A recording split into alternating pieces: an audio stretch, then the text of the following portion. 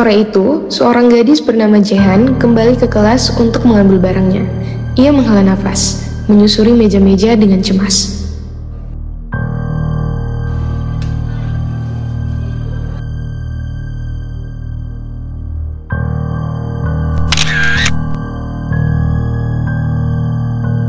Jujur aku di mana ya? Kosan di sini. Kok ada sih? Kamu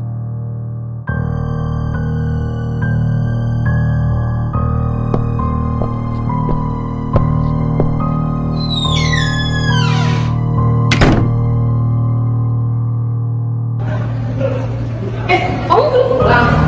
Ada lihat pinter aku nggak? Enggak. Rasanya sih tadi. Kamu ngapain? Maaf Jihan, aku harus melakukannya.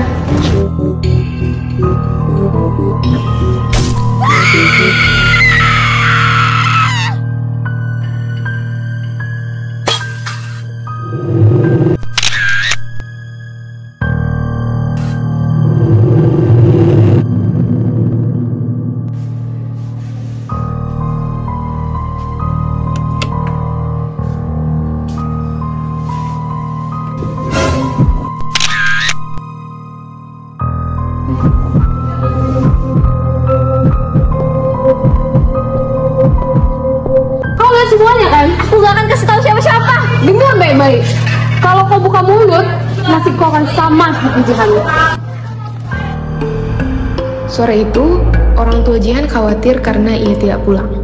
Saat mencari ke sekolah, mereka menemukannya terbujur kaku di kelas. Panik, mereka melapor ke polisi. Tetapi, kasusnya tetap menjadi misteri. 1 tahun berlalu, tetapi kasus pembunuhan siswi di SMA Harapan Cendekia tetap menjadi misteri.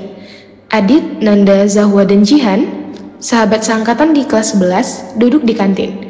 Adit sibuk membaca berita lama di laptopnya, sementara Nanda menyantap makanannya. Masih penasaran sama kasus itu? Iya, soalnya pelakunya sampai sekarang masih belum ditemukan.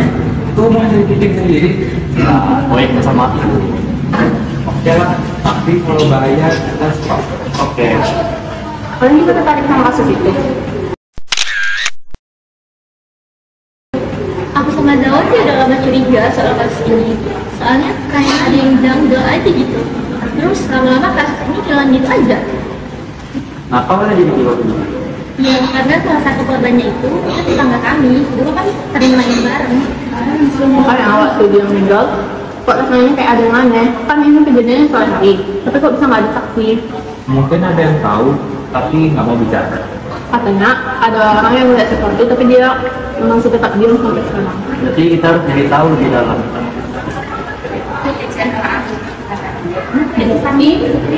Kalau mau tahu kebenarannya, kita harus ke CCTV dong. Tapi kan CCTV ada di ruang kepala sekolah. Gimana cara kita ngeliatnya? Kita harus ada alasan yang masuk akal. Aku bisa bilang kalau aku kehilangan barang, terus minta untuk cek CCTV. Boleh. Mungkin kepala sekolah lebih percaya kalau soal barang hilang. Rencana pun dimulai. Sore itu, setelah pulang sekolah, mereka memasuki ruang kepala sekolah. Zahwa membuka komputer sesuai arahan kepala sekolah, sementara Jihan merapikan dokumen di meja. Tanpa sengaja, ia menemukan daftar siswa yang pulang terlambat pada sore kejadian.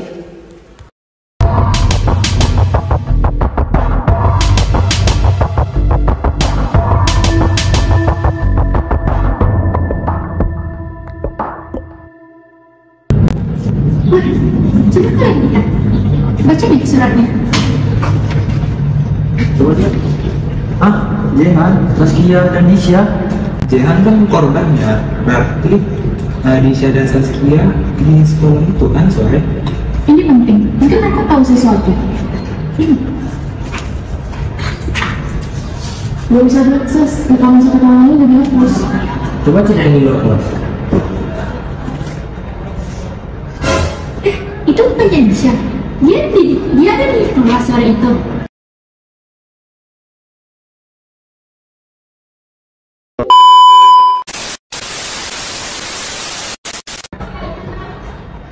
Apa? Kok dia mati? Kayaknya kita nggak bisa lanjut sekarang deh. Kita temui Disha dan cari tahu gimana. Oke.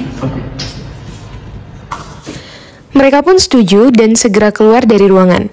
Dengan dokumen yang tak sengaja ditemukan dan rekaman CCTV yang sempat terlihat, mereka yakin Disha bisa memberi jawaban atas misteri ini. Keesokan harinya, saat jam istirahat, Adit, Nanda, Zahwa, dan Jihan mendatangi kelas Disha. Disha sedang duduk di bangkunya.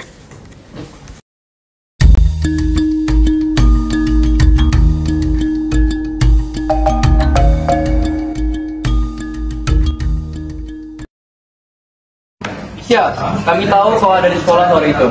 Lihat nih, nama kamu ada di daftar siswa yang masih di sekolah sore itu.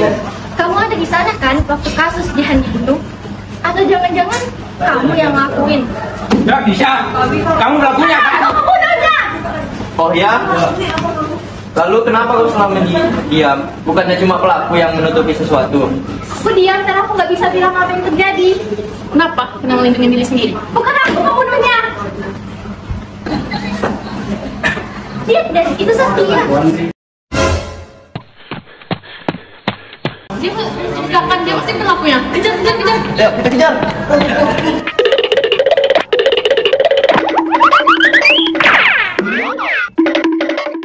Kan sandiwara ini Saskia, kami tahu kamu ada di situ waktu itu kan? Udah, aku aja kalau kamu itu pembunuhnya. Iya, aku emang ada di sana dan aku yang mau bunuh dia. Emangnya kenapa? Jadi kamu mengaku? Iya, tapi bukan aku dalangnya. Aku cuma suruhan dan aku tidak punya pilihan. Apa maksudnya? Siapa yang dirimu? Kalau aku bilang, aku yang akan jadi korban berikutnya. Kau sudah terlanjur terjebak Saskia, apapun alasannya kamu tak akan dihukum. Aku nggak bisa, aku harus kabur. Dia lari! Ayo, kejar dia!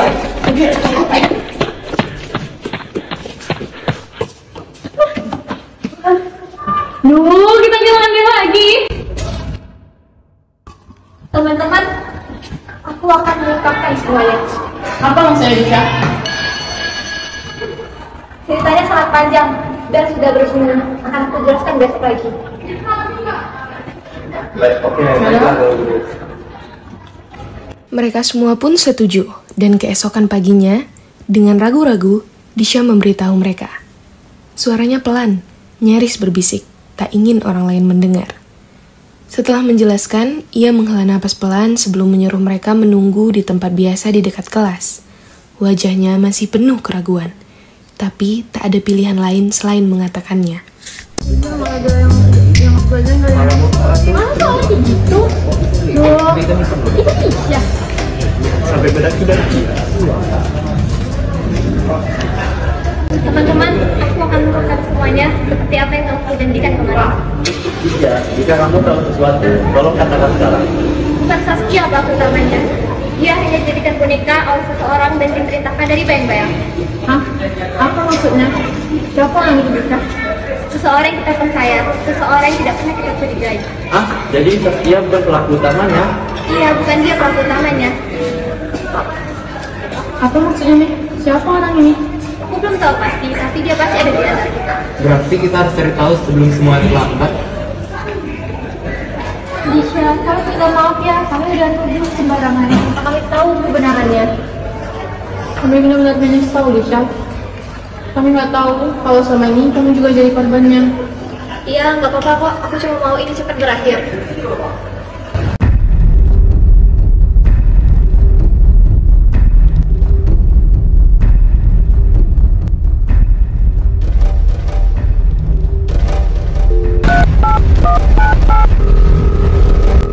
Gawat, sumpah mereka tahu semuanya. Gimana ini? Hah? Sumpah mereka tahu? Kau ada di mana sekarang? Aku ada di belakang kelas sekarang. Kamu kesini cepat. Tunggu situ ya, aku kesana.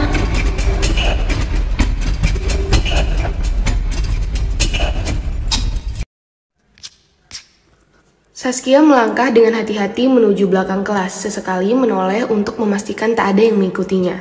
Begitu sampai, sosok yang ia cari sudah berdiri di sana, menunggunya dengan ekspresi dingin. Tanpa banyak kata, mereka saling bertukar pandang, menyadari bahwa situasi kini telah berubah.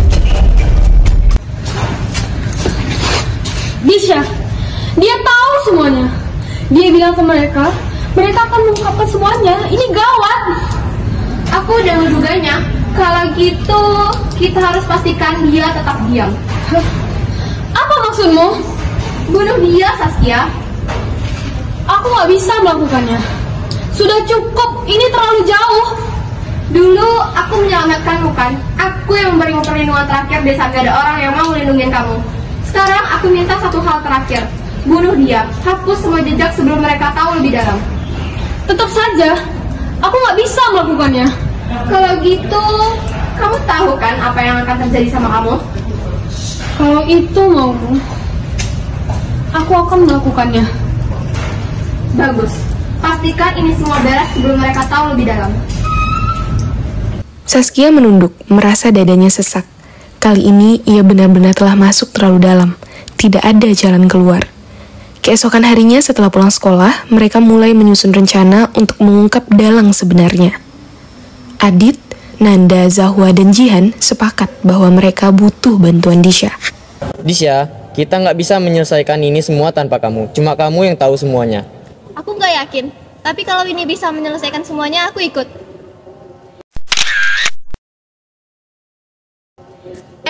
Dengar-dengar kalian mau nyelesain kasus yang udah lama itu ya? Aku bisa bantu. Kenapa tiba-tiba tertarik, ha? Ya karena aku mau tahu aja siapa dalang semuanya di balik ini. Kita harus awasi setiap sudut sekolah. Dalangnya pasti masih di sini. Kalau Saskia cuma suruhannya, berarti ada orang yang lebih berbahaya di balik ini semua. Kita nggak boleh lengah.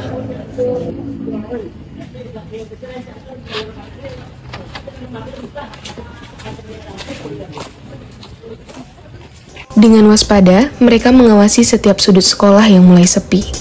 Langit sore meredup saat Adit, Nanda, Zahwa, dan Jihan menyebar memegang dokumen bukti.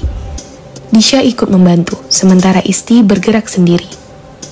Di sisi lain, Jihan dan Disha sedang berbisik membahas dokumen yang ditemukan Jihan di ruang kepala sekolah kemarin. Namun, tiba-tiba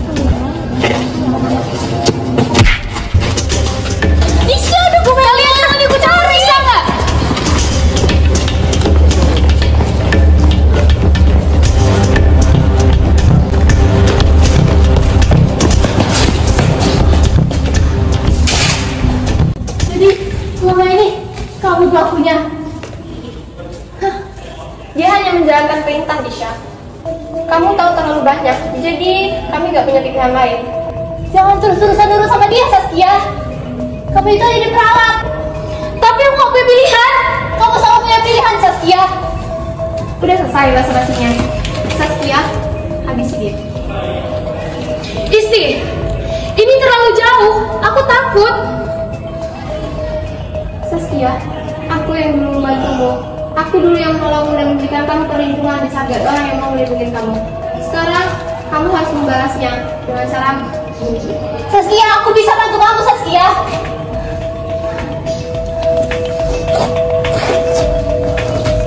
Saskia, tolong. Jangan, Saskia. Maaf, Disha.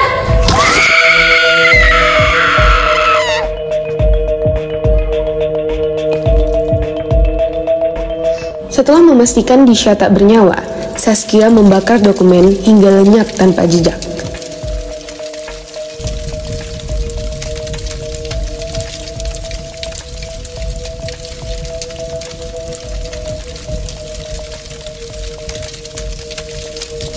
Saat ia masih terpaku menatap sisa abu, Isti tanpa sengaja menyepak sesuatu di lantai.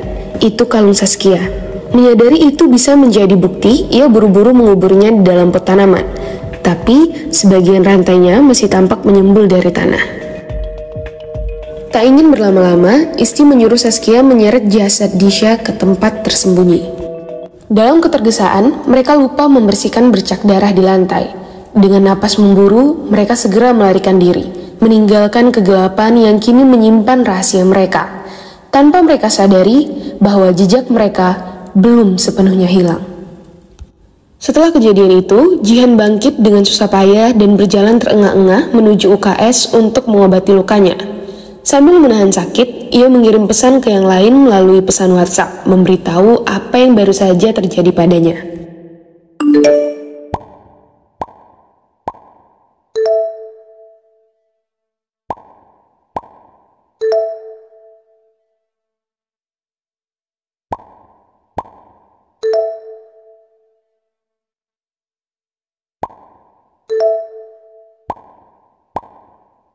Keesokan harinya, mereka berkumpul dan menuju tempat kejadian.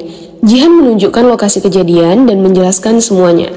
Sementara itu, Saskia yang melihat mereka, diam-diam mengikuti dari kejauhan dan mengintip dari balik dinding.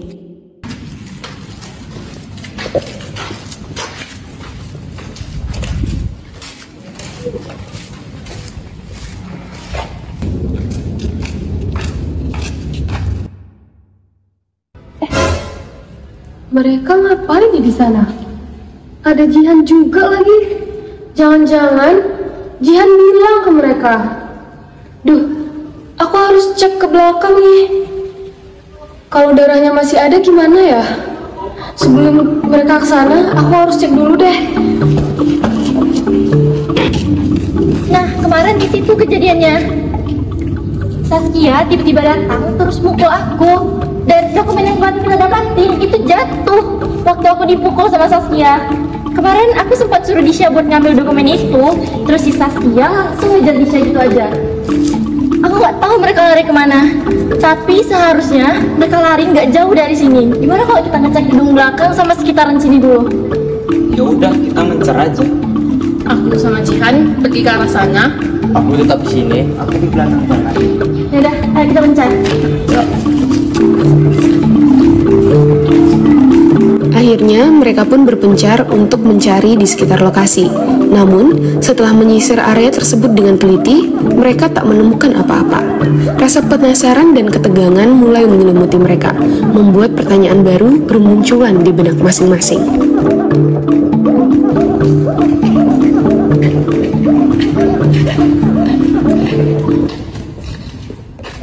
Gimana? Kalian ada nemuin sesuatu? Aku di sana nggak ada nemu apa-apa. Aku di belakang juga nggak nemu apa-apa. Gimana kalau kita coba cek bagian atas? Ayo. Udah, ayo. Yuk. Kemudian mereka melanjutkan pencarian ke lantai atas, menyisir setiap sudut dengan cermat berharap menemukan petunjuk yang mereka butuhkan. Namun, setelah mencari lagi, mereka pun tidak menemukan apa-apa. Gimana? Ada nemu sesuatu yang bisa dijadikan petunjuk? Gak ada.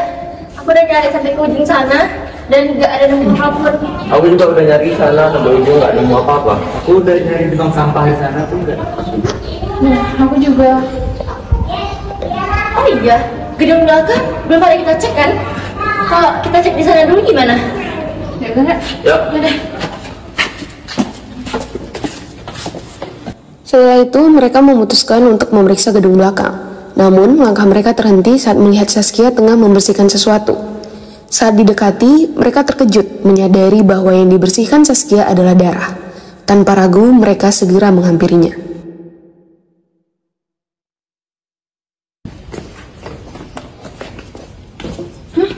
Saskia, kamu ngapain di sini? Aku mau ngapain? Bohong. Kamu ngapain? Jawab.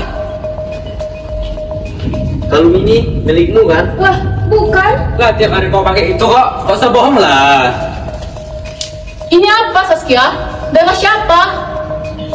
Dan ini dokumen yang kemarin kamu mau ambil kan? Kenapa kamu bakar? Kamu ingin menghilangkan bukti? Apa jangan-jangan kamu yang... Iya, aku yang membunuh Disha. Tapi aku nggak sendiri. Apa maksudmu, Saskia? Siapa orang itu? Asal kalian tahu ya, dalamnya ada di antara kita. Saskia, ngapain kamu bicara? Jadi benar kamu pembunuhnya? Hah, kalian memang pintar, tapi sayangnya kalian terlambat. Kamu tega membunuh Disha hanya untuk menutupi kejahatanmu? Aku nggak membunuhnya, aku cuma mastiin dia diam. Itu sama saja. Saskia, kita pergi, kamu udah terlalu banyak bicara. Saskia, harusnya kamu begini dengan rencana kita, bukan malah menghancurkannya.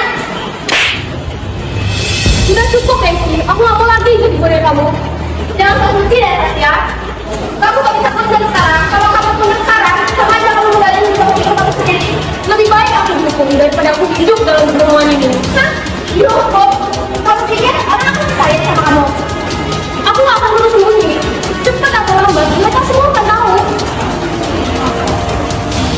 Kamu pikir orang aku percaya sama kamu? Kau nggak akan lolos dari sini.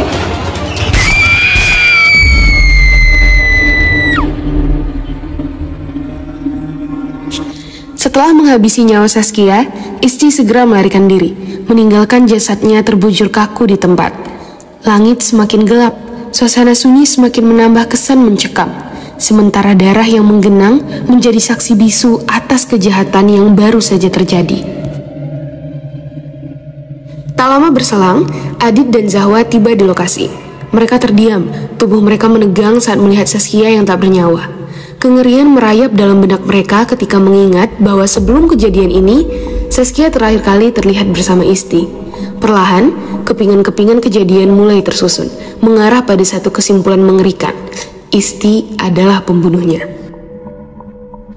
Sementara itu, Nanda tidak berada di sana karena dipanggil oleh guru untuk sebuah tugas penting.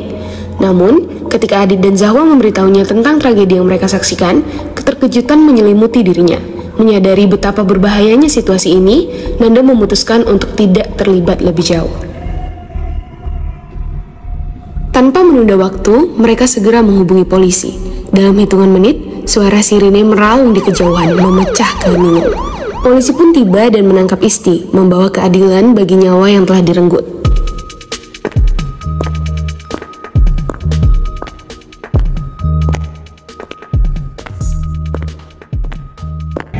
Lihat, akhirnya Isti tertangkap juga.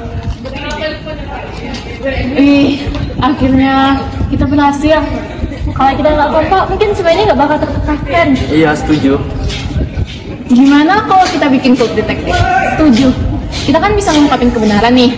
Namanya Klub Detektif Harapan Cendekia. Gimana? Cocok?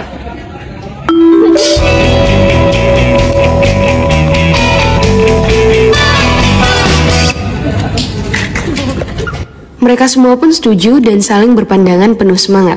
Kini, perjalanan mereka sebagai detektif baru saja dimulai. Apapun yang akan mereka hadapi di masa depan, mereka tahu satu hal pasti. Mereka akan menghadapinya bersama. Mereka pun hidup bahagia selamanya.